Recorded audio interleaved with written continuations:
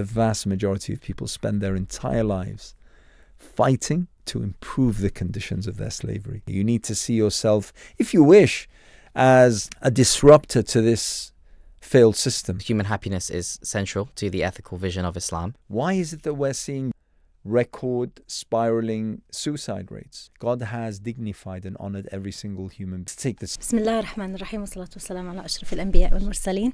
السلام عليكم ورحمة الله وبركاته. My name is Salsabil. Welcome to a new episode of the podcast, Vote of No Confidence. I'm joined here today by my co-host, Ayman, as always. Assalamu alaikum, everyone. My name is Ayman. I'm the co-host of the Vote of No Confidence podcast, and we are joined by the fantastic and wonderful Ustaz Anas Altikriti. Salsabil, would you like to intro? Anas is the founder and CEO of the Qurtuba Foundation. He is the former chairman of the Muslim Association of Britain and one of the leading figures in the Stop the War movement in the UK. Also one of the leading figures in the Palestine movement, in the pro-Palestine solidarity movement in the UK. He is someone that many British Muslims know and identify with. In that sense, he didn't really need an introduction, but we did it for you anyway. Thank you very much. It's a pleasure, Salsabil and Ayman. Thank you for having me. Lovely to have you here. Lovely. My first question is this, that British Muslims are potentially now in a time and we're in a context and we're facing challenges that some of which we faced before and some of which we may be facing for the first time, or they may be to a new extent. Now, whether that's the what we're seeing in Gaza or what we're seeing in Britain with regard to Islamophobia and the crackdown on faith, belief, on communities, political expression. My feeling is that there may be a lack of unity around a movement that people can get behind, whether that's British Muslims or even our companions and neighbours in the country. Something that is unifying, something that is inspiring, in the political realm and in the social realm. Could you maybe talk to us a little bit about what would Islam or what would our faith have to say about some of the issues that we're facing today, and what would our principles and our paradigms be, like the core foundations of us as British Muslims trying to enact social change? Once again, thank you for having me. You ask quite a big subject. Because it has so many layers that need to be explored one by one, so that we build a basis upon which we can create that kind of foundation of understanding. I would suggest that the time that we're going through, and not only because of Gaza, but because of everything that's happening on the world stage, including within our own country, I don't think I'd be exaggerating if I say that this is a turning point. This is a really significant moment within the scope of history, and that whatever is going to come is not going to be the same as what we've experienced over the past 30, 50, 100 years. And that's why I call this, quite a significant moment. It's a turning point of sorts. And it ties in absolutely with the issues that you've mentioned. Myself, for instance, or my community being a Muslim community, living as a minority in Britain, in today's world, watching what's happening on the world scene, high of course, what's happening in Gaza. But not only that, we need to understand that the entire world is in a moment of crisis.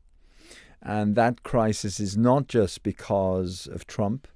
It's not just because of the absolutely flagrant, grotesque, despicable, absolutely unequivocal attempt to wipe out an entire nation in Gaza. But more so because the world, despite the tremendous advancements that we have had over the course of the past 20, 30 years, in communication, in research, in medicine, in science, and obviously everything. We live in a totally different world than the one that I grew up in as someone who was finding his way and becoming politically aware. But all this does not lead to the fundamental objective that everyone seeks, and that is happiness. And that's something that we need to contend with, because ultimately speaking, everything that's invented, everything that's created is supposedly in order to arrive at human happiness. But what we see is that humanity is engaged with violence, conflict, and warfare like never ever in the scope of human history. Has far more economic crises that impact so many people like never before. Floods, earthquakes, famines, droughts, these are happening on a far wider scale than humanity has ever experienced. Climate change, and we can talk about that. But even on an individual level, the issue of today within Britain, within Europe, within probably North America as well, is the fact that mental illness is something that we are coming to discover the breadth, the scope, and the depth of, and it's absolutely humongous. Far more cases of people suffering depression, anxieties, autism. We live in a world that it shows to be far more colorful than one actually sees. The adverts, the shopping malls, the tourism, travel, all of this is at our fingertips. Yet we see far more social decay, far more marriage breakdown, far more, social anxieties, far more crime, waves of crime. Why is it that whilst it seems on the face of it that things are so brilliant, why is it that we're seeing record, year upon year, record spiraling suicide rates? Why is it that more and more people are, falling into despair? Why is that? And then you add to it the kind of things that we all understand, like war, such as what's happening in Gaza. The displacement of hundreds of millions of people in the world today as refugees within their countries or outside their countries. The conflicts that happen in Asia, in Southeast Asia, in Africa, in Latin America, all these issues. And they tie into, our ethics and our morals and our understandings and our beliefs as British Muslims. And here it comes to me quite clearly that this is precisely what my and our collective objective is, and that is, in uridu illa al-islah ma istata'at. All I want is your development and your reformation and your betterment to the utmost of my ability. If we held on to that slogan and we implemented its multiple meanings and applications, I think we would be at a point where we would understand how our faith works in action. And I truly believe that others will come to appreciate the value of Islam being within its midst. And I'm not talking here about the conversion of people to Islam, because that's not our objective. Our objective is to tell people about the beauty of Islam, about the wonderment of Islam, about the magnificence of Islam, about the values and teachings of Islam and their implications in real life. And then it's up to people to decide for themselves. But everyone within that midst will absolutely experience an uplift in everything that they have. And it's a really poignant idea that you've mentioned, which is that, well, human happiness is central to the ethical vision of Islam. And I think it makes the case for why we need to center faith within our politics, because within the Muslim community there may be different camps, some of whom say that we organize as Muslims, as maybe as a social group, and there are those who say we organize around La ilaha illallah, and obviously that there are the nuances in between them. And the reason I think that conversation is important is because all of the different areas of policy and social change that we might be arguing for are somewhat connected, and I think people are looking for a unified approach towards that. For example, I was campaigning in Coventry South, which is my local constituency, and one of the interesting things was that the average kind of British white voter, they drew a connection between what happens in Gaza and what happens here. For example, they would understand that cutting child benefits in the UK, which affected their family and affected their children, there was a somewhat of a link between what happened there and what's happening in Gaza, and the way that children have been cut off from their aid. And it's quite a bizarre thing to realize. So that was an observation. Do you think that, I guess, in our conversation, in our language, and in our approach to politics in the national stage, then, as Muslims, we should be embracing our faith more openly? And do you think there's a shift in language that's needed, or is there actually a shift in action, or is it a little bit of both? Again, I think that we need to go back to the basics. And the very basic is that one of the explanations of why it is that despite the tools at our fingertips that we are more miserable as a human race, and far more at war, far more suffering difficulties and anxieties and the like, is that the system is built wrong. The whole system, how we appreciate it and understand it. And I'm not targeting one simple ideology, one single ism. It's generally speaking taking away. You see, when God created human beings, there was an objective. There was a clear objective. Because even, in the Holy Quran, we read about when Allah described to his angels how he was going to create a transgerent, a Khalifa. And they asked him, he said, why? I mean, wouldn't that Khalifa go about killing and letting blood and whilst we're glorifying your magnificence and the like? And he said, I know what you do not. So there is an objective of the whole concept of creation. We may not be able to identify to the letter what that objective is, because Allah did not tell us directly. قَالَ إِنِّي أَعْلَمُ مَا لَا تَعْلَمُونَ. I say, I know what you do not. But we can deduce that, generally speaking, creation, mankind, is supposedly or supposed to be a God-centric existence.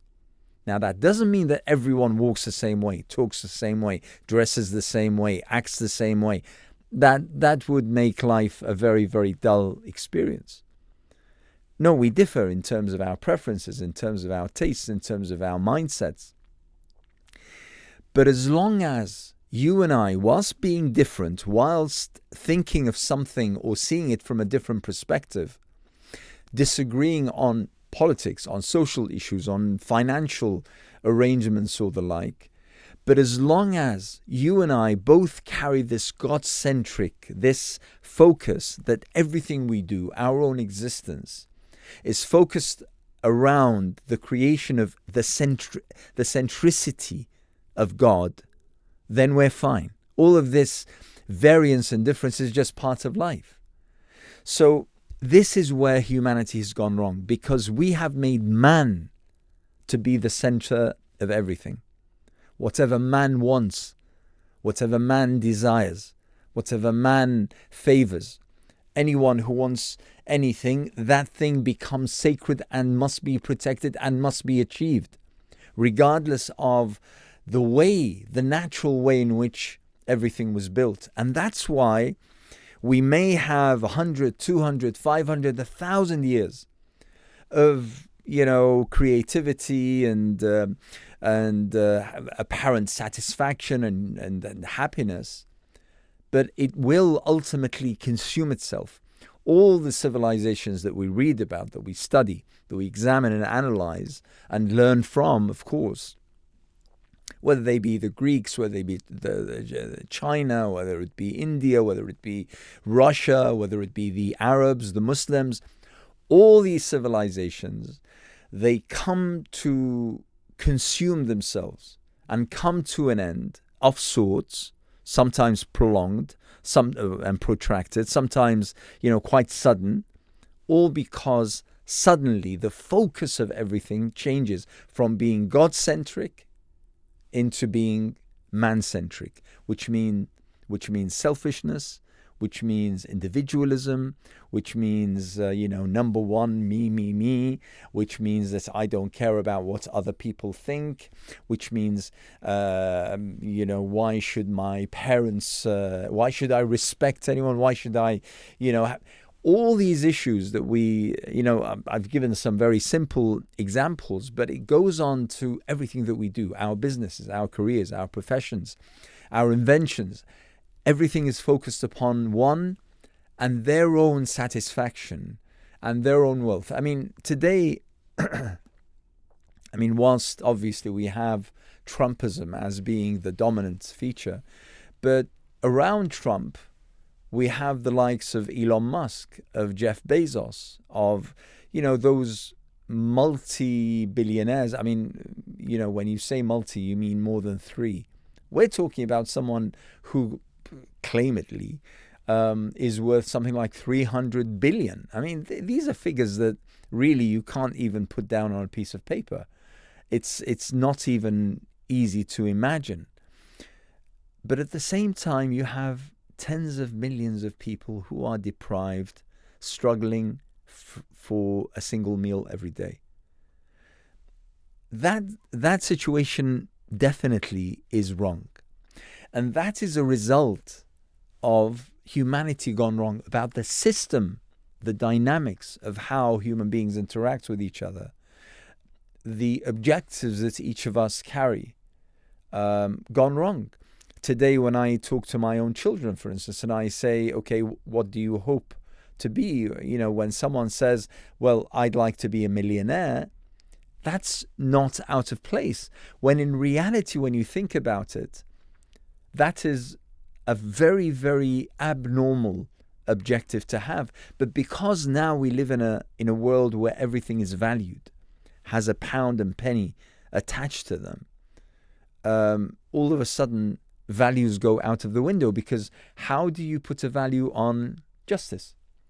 How do you put a value on equality? How do you put a value on chivalry, bravery, courage? How do you put a value on that?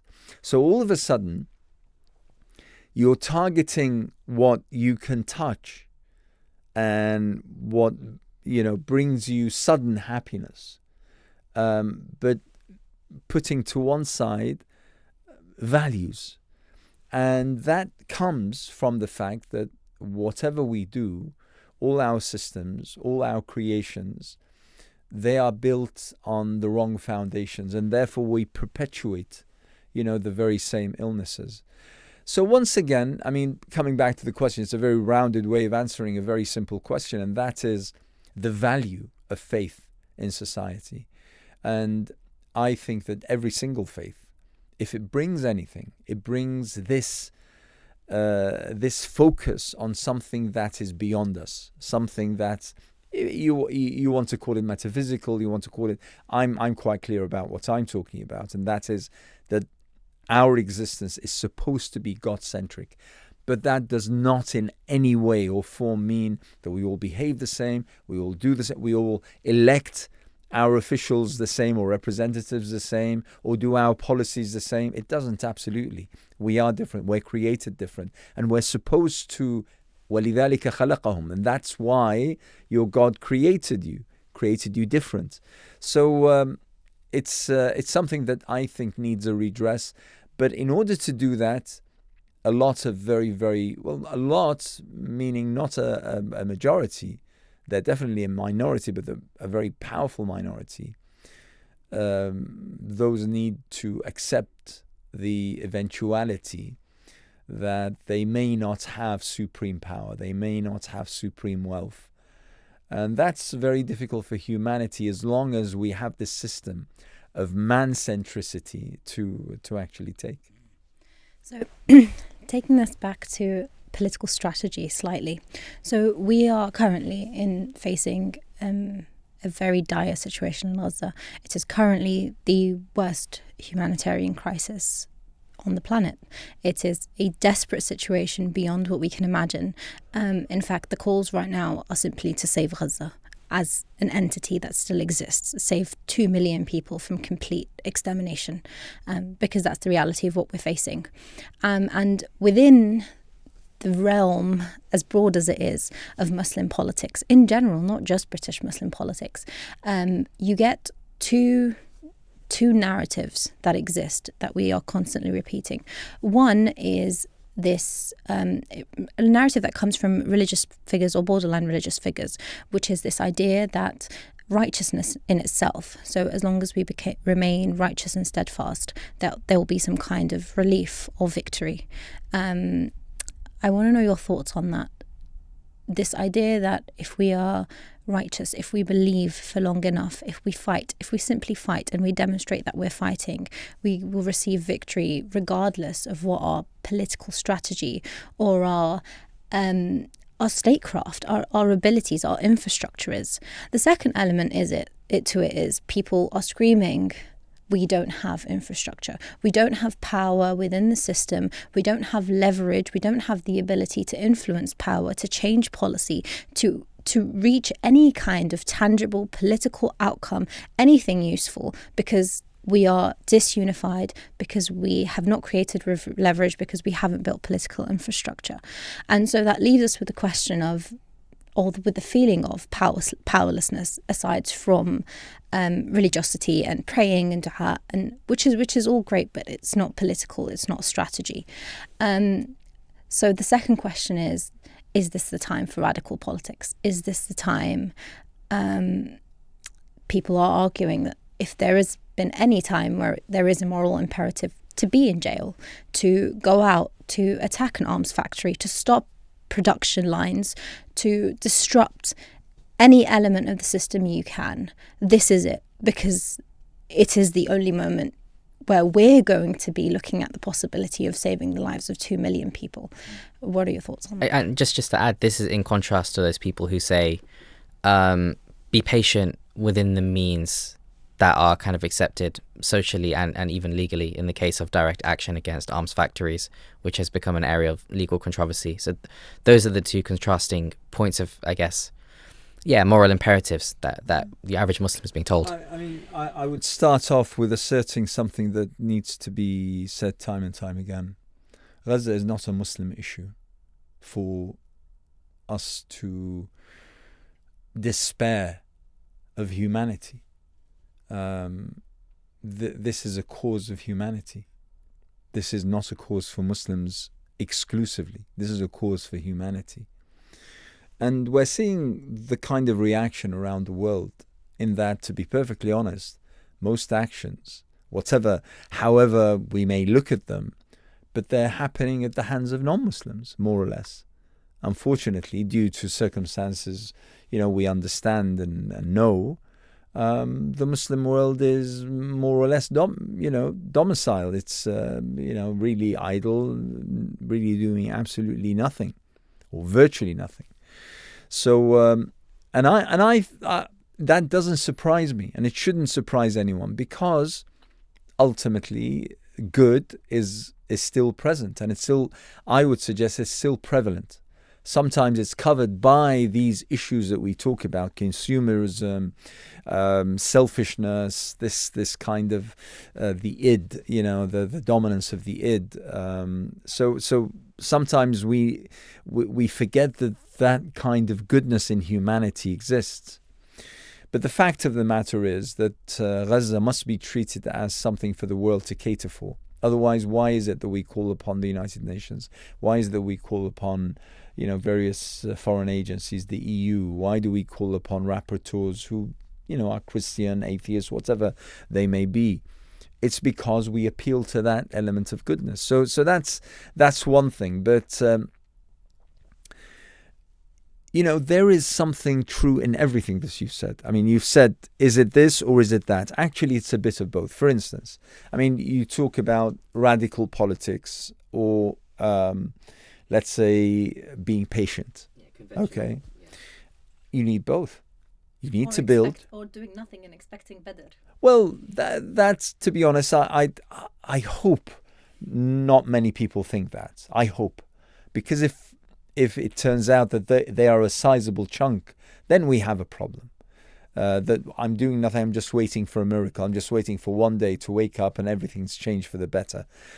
I hope no one really believes Rather that. not doing anything, but rather not doing anything strategic or intelligent. Yes. But in terms of radical versus building and time, you need both. You need that kind of tenacity and diligence in order to create and to build and to construct and to change people's minds and their views, and you also need immediate outcomes. I'll give you an example from my own career. I mean, I do two things. There are two things that I do in my career. One is trying to argue various concepts through the Cordoba Foundation, which is a think tank.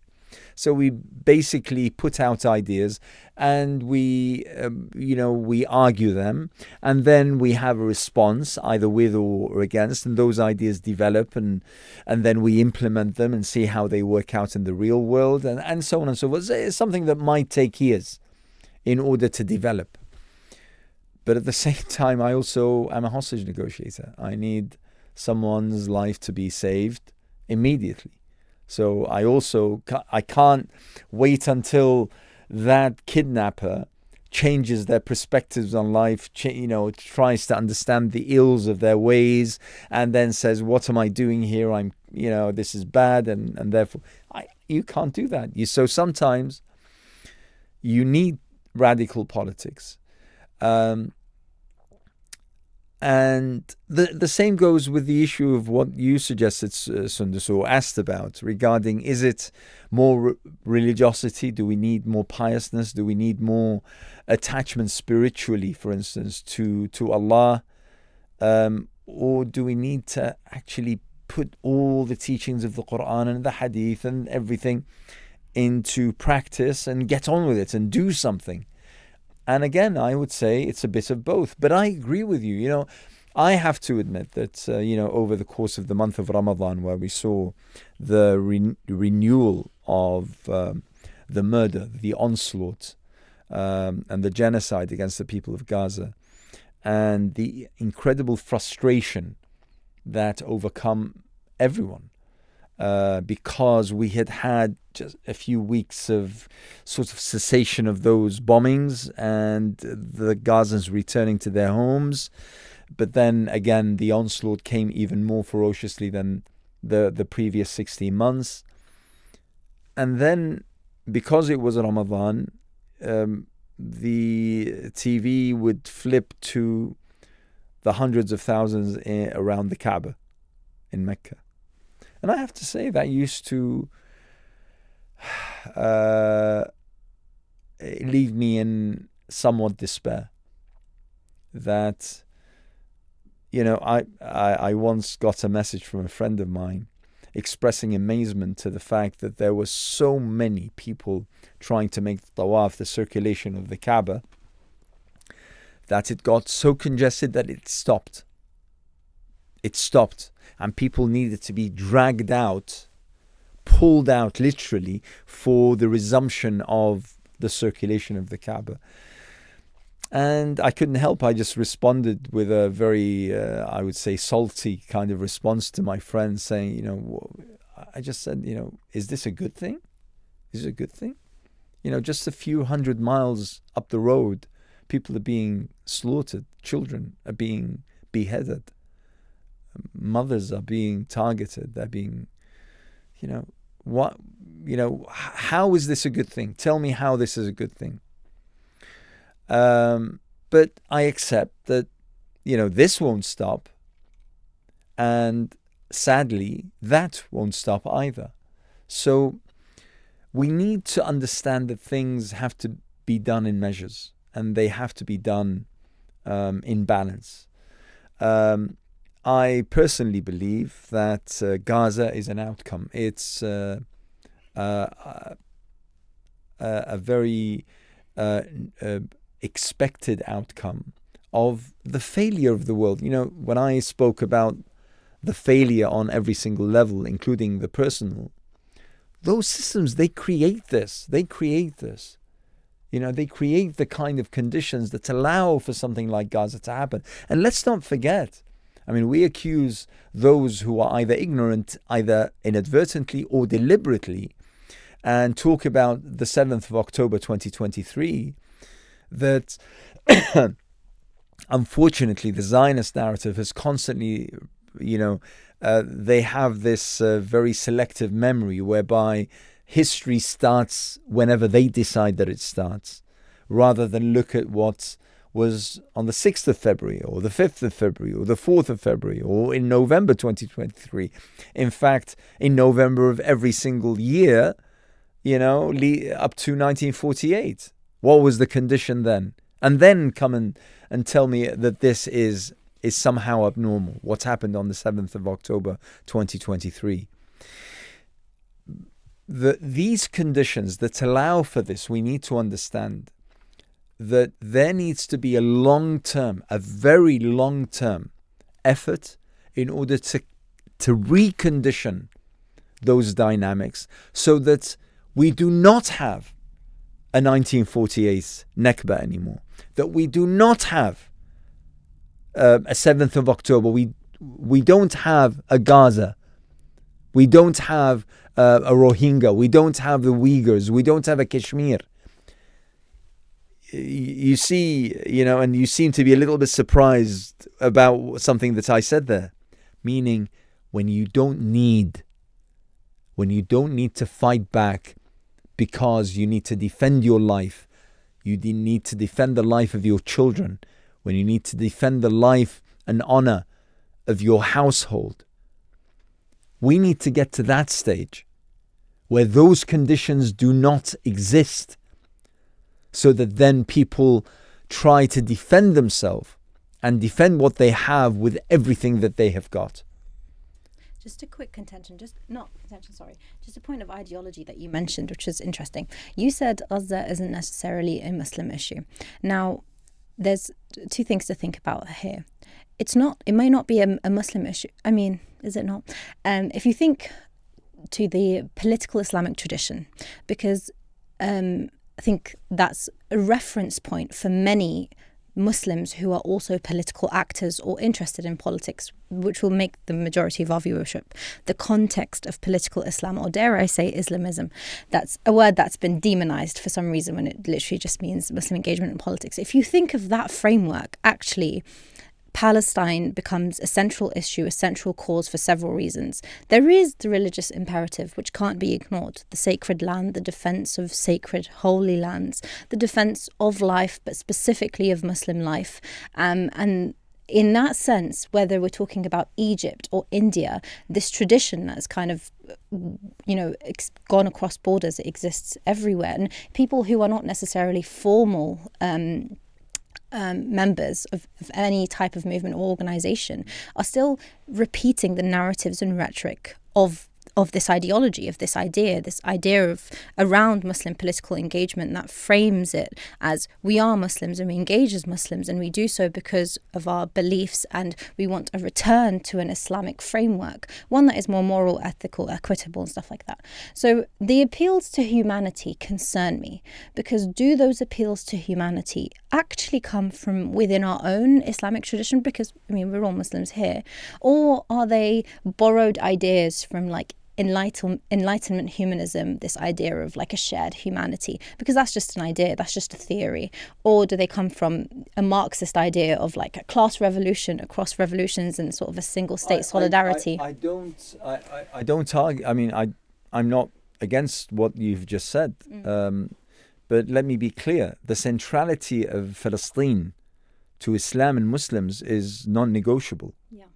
The question is, should everyone in the entire world, regardless of their religion or ideology or faith, care about when children are being massacred? That's what I'm saying. This is not necessarily just, the fact that I regard Palestine or Gaza as being central to my faith, and I believe it so, does not mean that others of other faith or other orientation shouldn't care about what's happening to the children, to the women, to the men of Gaza, to the civilians, to the But the question is, can we expect care to the point of sacrifice, or is that going beyond the limitations of what humans are expected to do? Sorry to jump in. I think I would sit where Anna sits, which is the fact that the central humanity of people who don't come. We shouldn't underestimate the level of compassion and humanity that people outside our faith tradition have. And in some ways, the ideological lineage of that compassion, we can't necessarily box it, because not to take it to too abstract of a place, but even the Enlightenment, and the English Enlightenment specifically, was influenced by Islamic thought on some of these central themes around humanity, around justice, specifically with the Reformation, specifically to do with ideas of tolerance, equality, and equality in the practice of faith. And I think that when we try to box Palestine into, is it a Muslim issue or is it a wider issue, I think we should generally be trying to build the coalitions that we can, and within all humans that we engage with, including Muslims and non-Muslims, trying to nurture the care for humanity, and in all of our communications, and all of our actions, and all of our dialogue, because it's something that's fundamentally within our fitrah. And if we ever want to build a unifying political vision that has any legs in a country where we're only 6 to 7% of the population, it has to be universal. And by the way, it's not. You're absolutely right, but also it's a natural human condition. I mean, even the Prophet ﷺ in Sulh al-Hudaybiyah, one of the terms was that the Prophet ﷺ would ally with a tribe that was non-Muslim, and it was because the other tribe that allied with Quraysh, transgressed and attacked them, that opened the doors for the conquest of Mecca. So in a way, it's a human condition. The Prophet ﷺ, before he was sent as a prophet, he mentions later on in his life, he says that when I was before Islam, when I was called to a treaty, to sign a treaty, and he mentions and he says, if I was called to that treaty today, I would respond and I would say yes. And that treaty was a treaty amongst the idolatrous Arabian tribes of Al-Hijaz and the like, in order to defend the oppressed, to stand up for the weak, not to favor someone because of their wealth or their class or whatever. And that is a treaty that was very central to the very teachings of Islam, and regardless of who signed, regardless of who called, and they were idolatrous. They weren't even people of faith like Christians or Jews. They were idolatrous. Yet the Prophet praised and held high this particular treaty. It was as though he was saying, I am so grateful that I was part of that, and telling his companions that should something similar emerge today, then he would definitely respond favorably. It's a human condition, and today what's happening in Gaza, I feel, is something that speaks to the human condition, and that's quite a significant portion of the frustration. Why is it that people fail to act upon their humanity? I'm not asking people, have you prayed 5 times a day? Have you paid your zakah? Have you made your sadaqah? Have you fasted Ramadan properly? What I'm saying is, are you acting according to your humanity? What you're seeing on your screens, what you're seeing on your feeds of Instagram or whatever, how does that speak to your humanity? That's the kind of message we're sending. Apart from that, you're absolutely right, Salsabil. Palestine, Gaza, these are central issues to our faith, absolutely. But they are because we are called upon to act in a humane way, not according to issues of value, of, well, how much am I going to lose? Am I going to put in so many hours without pay? And, so that's how central it is to us, and how I feel it ought to be central to all of human beings.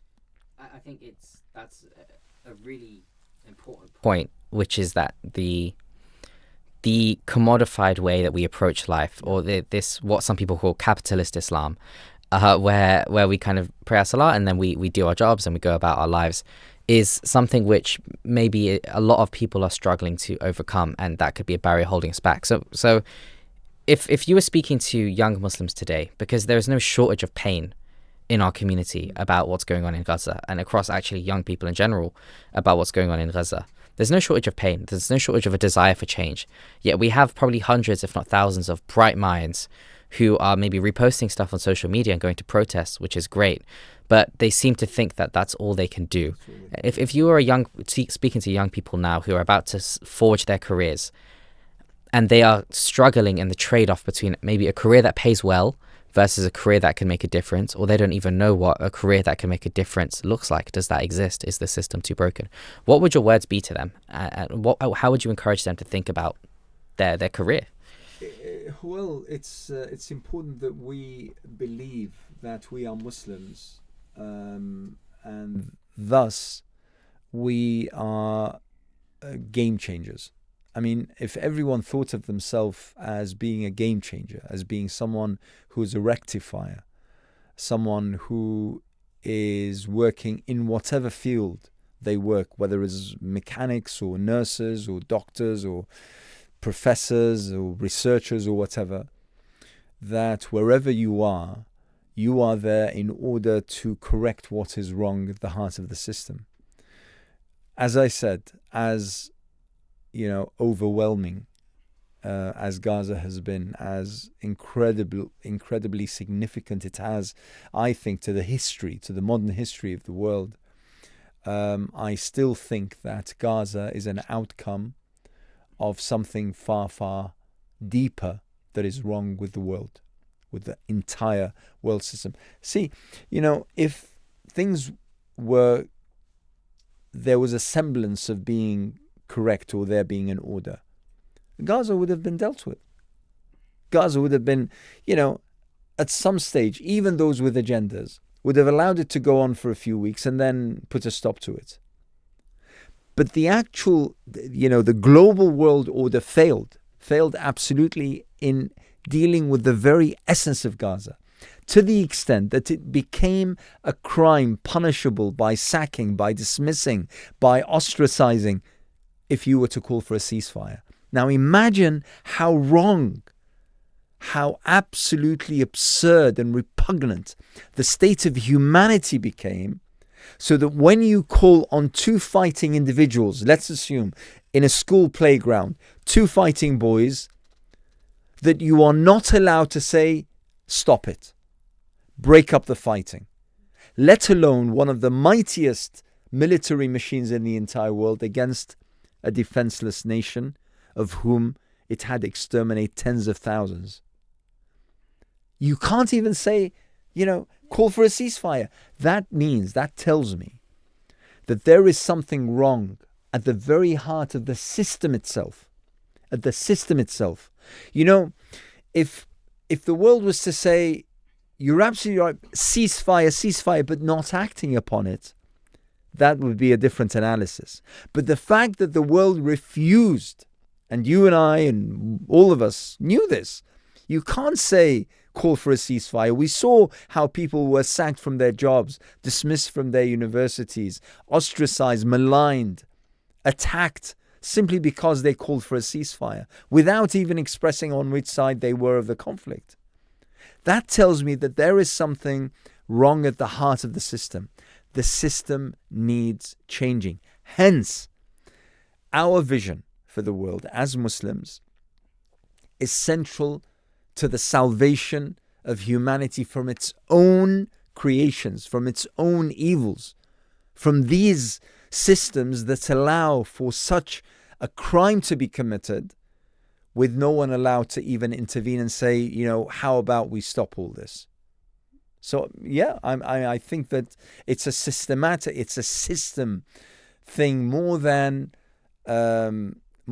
because this Gaza is not the first time in history that something like this happens, and I'm not here to be someone of doom, but it's not going to be the last. I hope we don't have to see the next one. Absolutely, I'm with you 100%.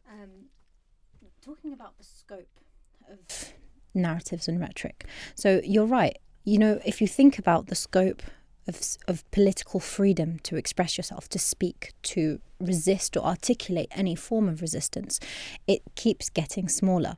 So we went from, calling openly for the liberation of Palestine, in my lifetime at least, what I can remember. I think before my lifetime, there was probably even greater freedom. But within my lifetime, I can remember times where it was, you had about this much freedom. You could talk about Palestine to a certain extent, and that scope keeps getting smaller and smaller and smaller until what you just said. We reached a point where calling for a ceasefire in certain contexts was considered radical. And I think that's the function, at least in this country, in the Western context of the Islamophobia industry. So if you think of the industry as the end goal of it being defining what an acceptable Muslim in society is, what acceptable Islam is in society, and what an acceptable individual Muslim looks like. Someone who has a very specific political line, someone whose religious beliefs are evident and articulated in a very specific way. Because a lot of people think of Islamophobia as trying to eradicate Islam from society. I don't think it's that at all. I think it's just defining the scope,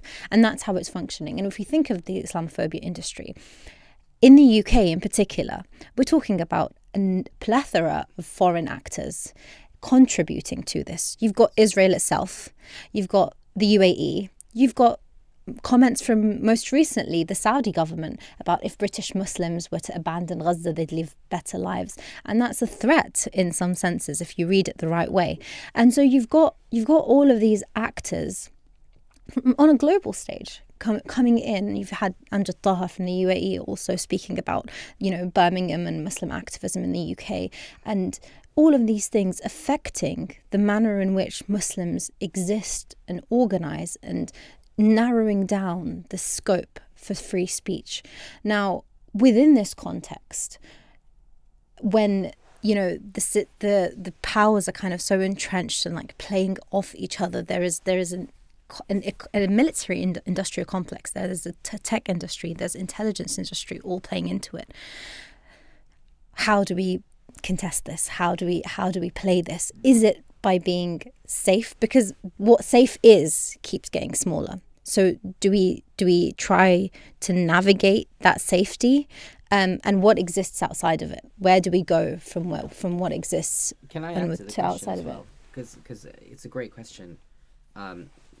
And it's like the bifurcation of a good Muslim and a bad Muslim is growing, and now you have countries piling on and saying you need to be a good Muslim, and there's countries that a lot of people want to move to and are saying, they'll tell you what a good Muslim looks like. They'll tell you. But just to add that, we tend to think of social change in the social and civic and political elements only. We tend to think of being a politician or being a protester. But you also mentioned technology, you mentioned wealth, and if as a community we want to affect positive change through the means at our disposal, there are all kinds of different vehicles and facets of which we could do that. And technology is one area that we're now, as you said, at a turning point. And AI is something which is going to drastically turn society upside down.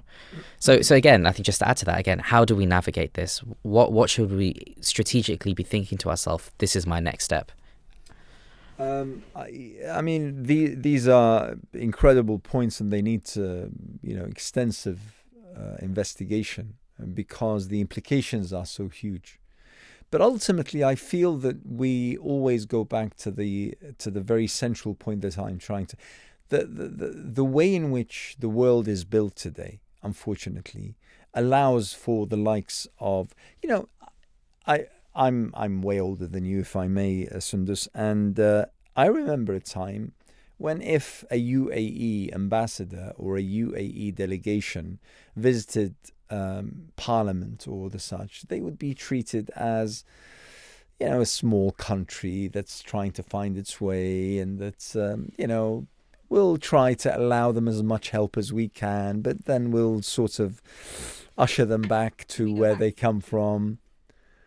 But because of the systems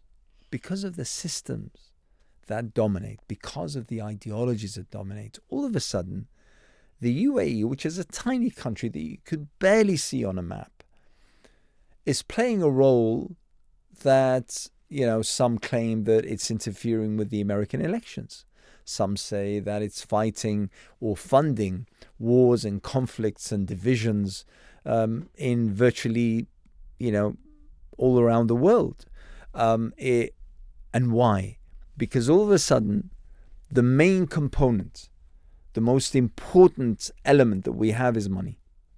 And because the Emiratis have untold amounts of it, they get to dictate how other peoples live their lives, what other nations choose in terms of their political leaderships.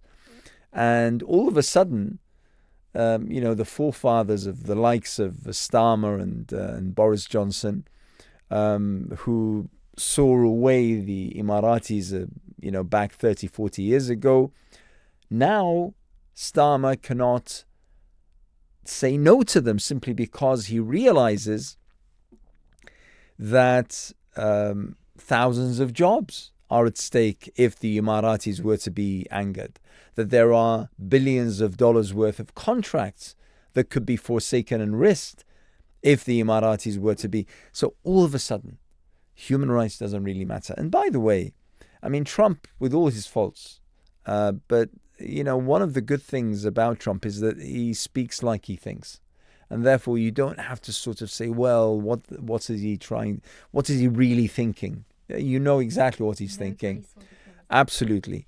And if you recall a few years back when the prominent Saudi journalist Jamal Khashoggi was assassinated in the most grotesque of ways in the embassy of his home country in Istanbul, a few days later, Trump, in a press conference that could be watched on YouTube, spoke to a throng of journalists and said it's most likely that the Crown Prince of Saudi Arabia ordered the killing. And when someone said, does that mean that you will cease relations, you will suspend, you will cut relations with Saudi Arabia? He immediately looked back and he said, are you crazy? I'm not mad enough to leave billions of dollars of contracts for the Russians to come and get them. Immediately, human life, values go out of the window because we have money on the other, on the other side of the scale. And that precisely is how you could describe the world as we know it today. Human values, human rights, basic freedoms, humanity in its essence mean absolutely nothing if compared with money, and especially when you have stacks and loads and loads and loads of that kind of money. So we go back to the system.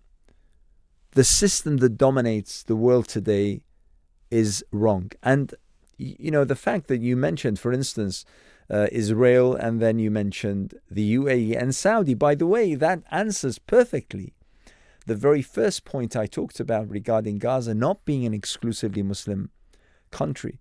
We see today that those who are fighting on the side of evil happen to be called Muhammad, Ismail, Aisha, Zainab, Muslim names, Muslim figures. They even wear hijab, by the way. And they go to Umrah, and they're amongst the throng of people who crowded the Kaaba during Ramadan. So how do you legislate for that? How do you answer for that? How do you rectify that? And coming back to a comment that you made, and I'd like to rectify this because it's also part of our understanding. And that is when you said Islamism is merely about practicing Islam and engaging with politics. It's actually more than that. It's actually seeing Islam within the context of life.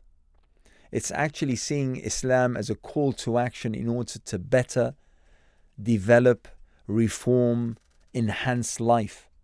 It's not just about politics. Politics is a part of that, but it's about everything. It's about praying, your 5 prayers and using that as fuel and charge so that you can then behave in a way and support life in a way and contribute towards life in a way that makes it better for everyone, regardless of whether they believe in Islam or they deny it. So, and once again, and that perfectly encapsulates the kind of system that we aspire to and that we want to instill. So my message, and again, a very long roundabout going on about answering the question. what I would tell people is that you need to see yourself as a rectifier. You need to see yourself, if you wish, as a disruptor to this failed system. The problem is, once we have this system, and it's like there's a playbook, and we're just perpetuating the same, and we're cementing a wrong system. Education, so many years, you study this kind of syllabus, you go on to uni, you go on to either do your master's or you find a career, and then you do this and you get promoted, and all of a sudden what we're doing is, and this I've told my own children who are now professionals, I've told them, we worked the system, worked within the system, but ultimately we taught you how to be enslaved to your monthly paycheck. You're slaves. You can't say anything because you'll be fired. And then what happens? You have a mortgage, you have rent, you have bills, you have everything. So keep a low profile.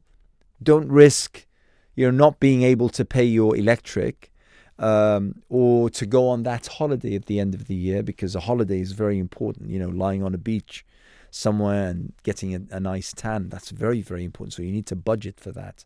See, regardless of how angry we might be at what's happening in Gaza, unless we are angry at the system that gave rise to Gaza, we're not really directing our anger in the right direction.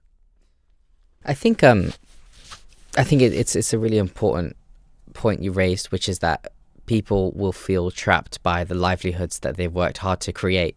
And because they feel trapped by the livelihoods, the very livelihoods they pursued, they feel like they are not able to sacrifice in a way that is meaningful.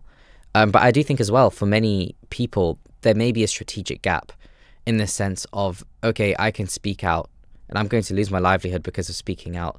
But what is speaking out going to actually accomplish? Yeah. And I think, for someone who's really in their 40s and they've got a few kids and they've got the house, yes, the bravery and the courage should be lauded. But in many ways, it might be more challenging for them than it is for someone who's about to choose their career or someone who's about to forge their path. And in my head, I see there are ways that people who are my age or Salsabil's age can begin to think about their life in such a way that I am going to change the system and I'm going to dedicate my life towards changing that system to be better. But the question I think that sits in many young people's mind who are my age is how am I going to do that? So I know I'm going to be a change maker, but what does that mean? What does that look like? Yeah, you can't legislate for everyone's conditions, and everyone knows their circumstances. But, something which is quite fascinating, and it's a contradiction in terms. I can't sacrifice what I've built, what I've worked for so hard. It's very, very odd when ultimately what you describe as something that you've worked towards so hard is £50,000 a year. That's really quite that's not a good trade-off. No. That's not a good deal, is it? Come on.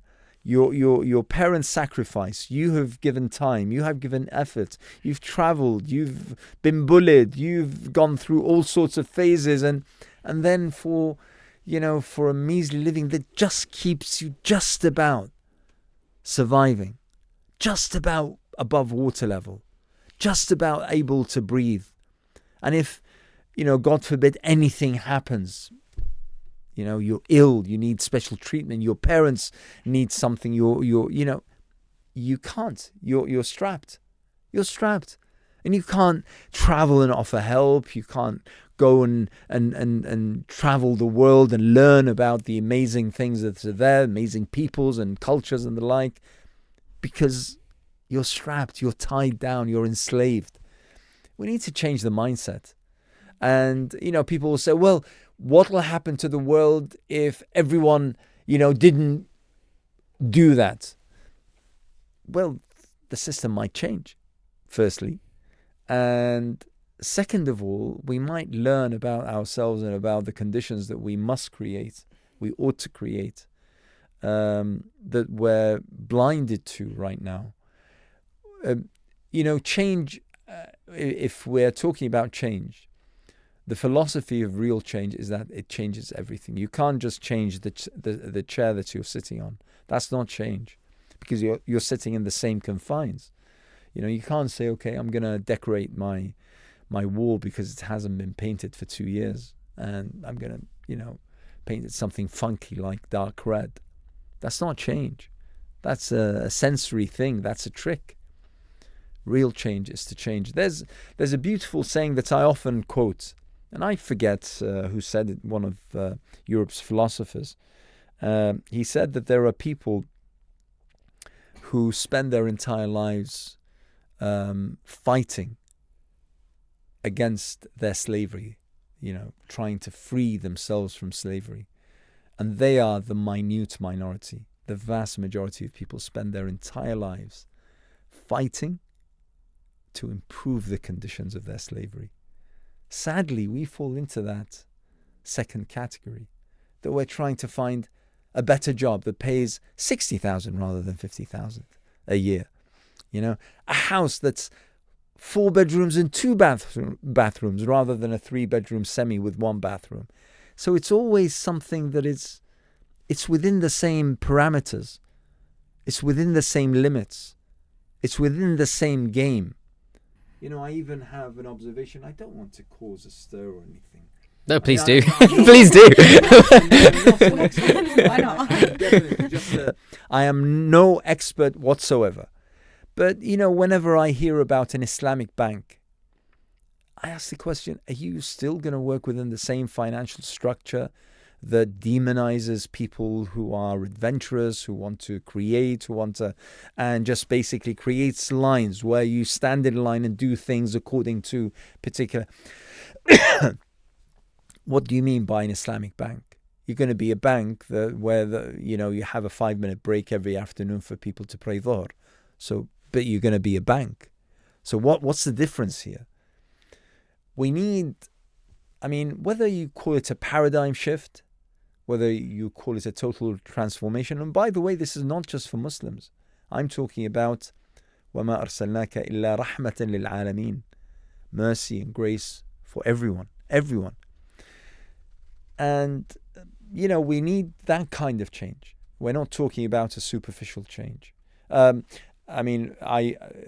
was part of the Muslim vote in 2024, and I used to tell people, listen, this is not about changing the Prime Minister's name from this to that, or his or her face from this to that. That's nothing. That's easy. That happens anyway. It's about real change, real transformation of the entire paradigm, the space within which we're engaged. Sorry, do you want to go ahead? Just a quick one about bringing the system crashing down.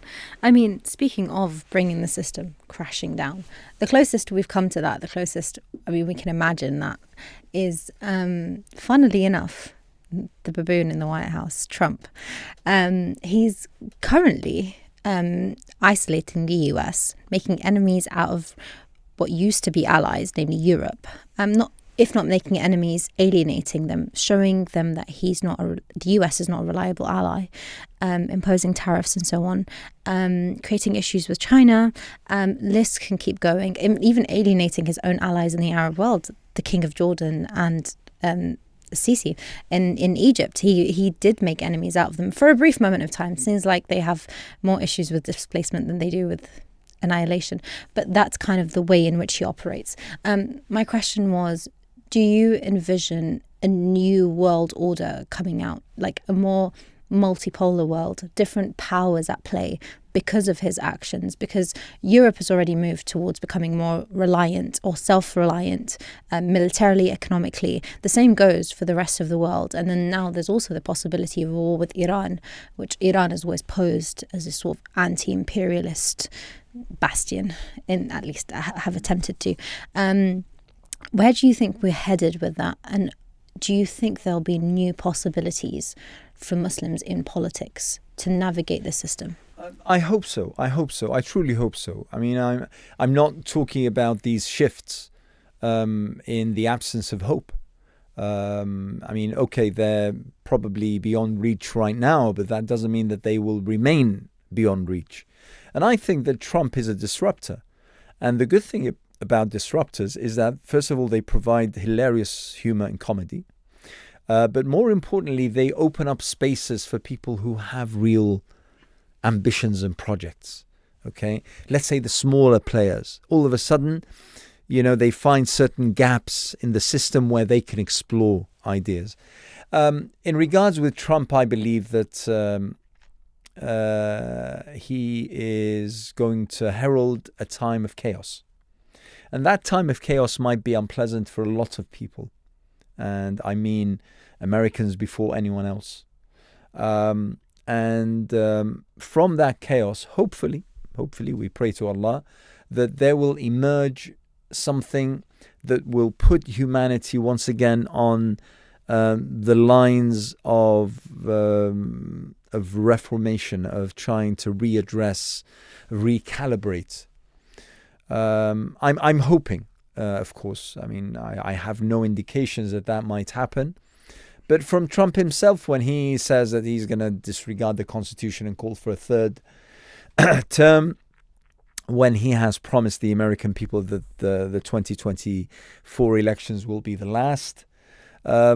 So you can never tell with someone like Trump. I mean, I'd warn against taking him too seriously, but I'd warn against neglecting him and ignoring what he brings to the table. The world needs a good shake-up. And Gaza was the moral benchmark where I would suggest everyone, apart from various peoples, the peoples generally, apart from them, everyone failed that particular benchmark. And I mean everyone. There are a sizable portion of the human race that tried their best, but generally speaking, humanity failed. And I think that here we are at a junction, whether we go back to the old ways, we believe in the systems that have been in place for 100 years, or whether we bring about something else. Gaza on its own might not be that catalyst, but I think Trump, along with Gaza, they provide sufficient reason why things ought to change. By the way, the press conference between Trump and Zelensky, which went around and people made all sorts of comments about, there was something that I would have hoped that was talked about more, discussed more. When Trump constantly repeated probably more than 4 or 5 times to Zelensky saying, you don't have any cards. You see, that is someone who worships money. That's their lingo. How many cards do you have? It's a poker table. It doesn't matter whether you're right or wrong. It doesn't matter whether you have a claim to righteousness, to being victimized, to being bullied. It doesn't matter. How many cards are you holding? You're holding no cards, you need to be quiet. You need to submit to the fact that whoever holds the biggest gun must be the one who holds on to righteousness.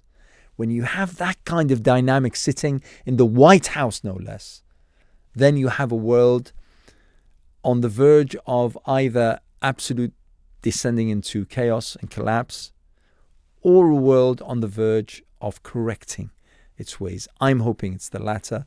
I can see certain signs of that. It might take decades, but I think we have started that journey. And I think something very powerful that you've raised, and hopefully something that we can end on, is that the world is being shaken up by Raza, which has shaken everyone to everyone's, I guess, emotions and their morals to the core. And then Trump, who is politically and economically shaping up the entire world. And you said it's a point of inflection and a point of opportunity for people of conscience. And just prior to that remark, we talked about money as well. We talked about the fact that money for many people makes the world go round. And also money is driving politics. And there's also no shortage of money in the British Muslim community or amongst people of conscience. And we also talked about the fact that there are disruptive movements which are trying to recenter ethics into strategy. We're no longer just talking GDP. We're no longer just talking pragmatism. We're now talking ethics. You gave the Muslim vote as an example of a movement which tried to say, even though it's been painted as all kinds of things, really it tried to say, hey, listen, politicians, if you had ethical principles, we'll back you. We don't care about your alliances and your ties with this company and your investment. It's about your ethics. Would you say now that people of conscience, including the Muslim community, are looking for ways to spend their money, and there are lots of wealthy people looking for ways to spend their money, they should take a leap of faith, put their money behind ethics, put their money behind principles, put their money in those things which maybe are less immediately strategically beneficial, but they require a bit of tawakkul, a bit of hope in the fact of bringing about a better world.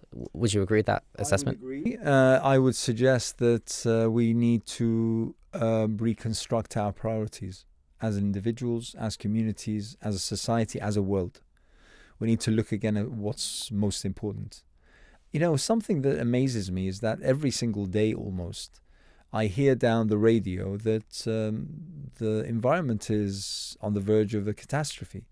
Now, I don't know whether that's true or not, but how come this doesn't mean anything to most people?